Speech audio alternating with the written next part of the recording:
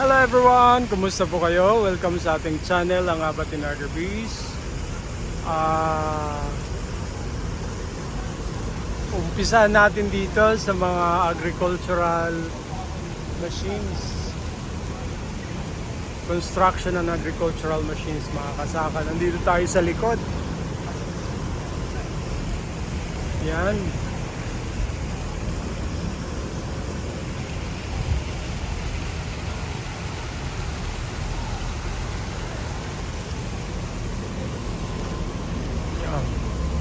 So far so good naman. Madaming mga magagandang models.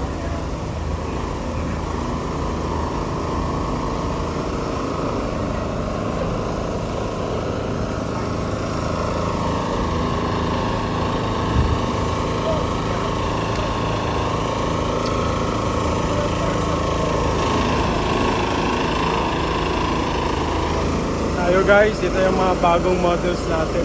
Wow.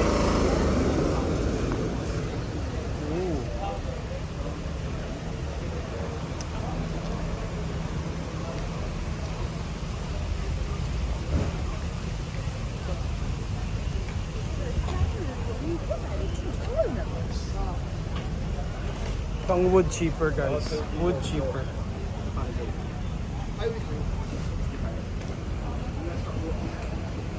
可以这样摆的好一点啊。但是之前的刀子设计的400在这里面，还是你要看到当然，他那么下面他就是 This is harvester. 他那个方案就搬的要死，他的观念还好，他都没有想到人流。The quality is very very good. 这一箱这里面谈事情，对不对？又安静。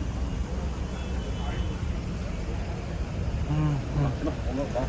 Can you tell me about these? It's wood and cheaper. Yes, I know. Like the capacity. Yeah. How many kilos per hour? It depends. This one is 6 HP. 6 horsepower. Is it gasoline or diesel? Horse, yeah. Gasoline? Yes, gasoline. All gasoline. Like this one is more bigger size.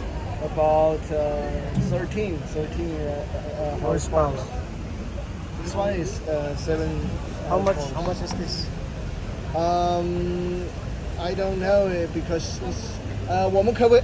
李部长，我们可不可以说价格啊？这些我没有把那会账给他拿去。Where you're from, sir? Philippines. Philippines. 菲律宾那个。菲律宾的。 No.